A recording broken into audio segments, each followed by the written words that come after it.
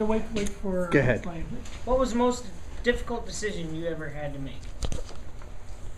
The most difficult decision I've ever had to make. Let's see.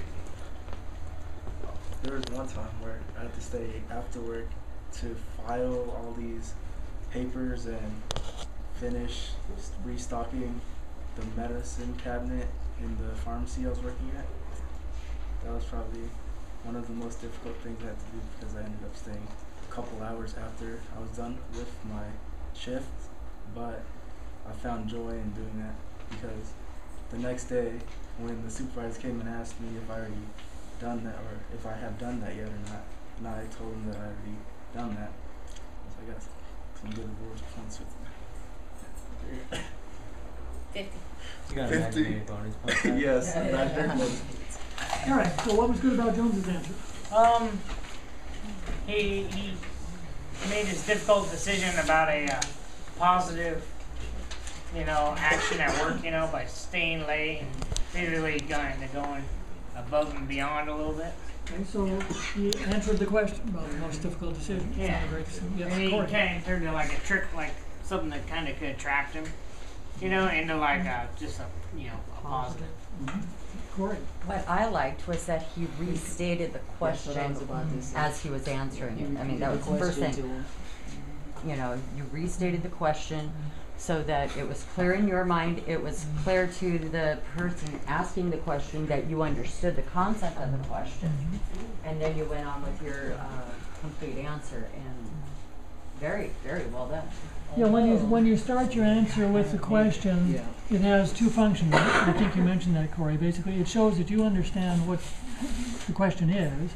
It focuses you, and it's a way of I don't want to say flattering, of showing appreciation for the questioner. It buys you thinking time. Yeah, because it shows that you're giving them the courtesy of paying attention, and that you actually do want this job. Because if you're just, what was that? It's they're not. I was thinking just walk out. At that point. Thinking about the llama, did you say that? Dude, do you have a llama? Okay, what might have made it an even stronger answer?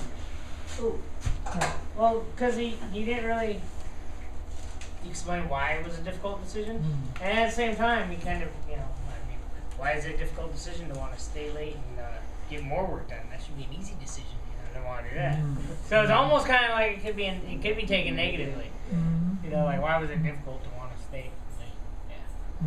Yeah. It was the Super Bowl, man. I guess if you would have said what time, because if your shift was over at 10 and you, or something like that, and you stayed until 2 or 3 in the morning, then maybe something like that. Without pay. Yeah, without saying something like that without pay or anything. Then, but you did do good at turning it around into a not so negative.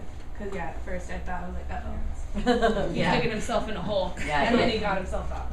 A lot of students will answer this question by saying that the most difficult decision I ever made was going back to school. Because they had to give up income, they had to deal with friends or family who felt that it was not the right thing for them to do, etc.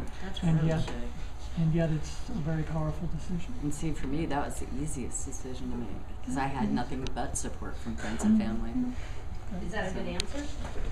Well, it depends. If it's truthful, sure. Sure. The worst would be to start a Absolutely. student. Well, it shows that you're willing to make sacrifices for your own advancement. It shows you have ambition, you're willing to grow. Employers want people who are willing to learn new things. Make sure I get that question. Hey, Corey.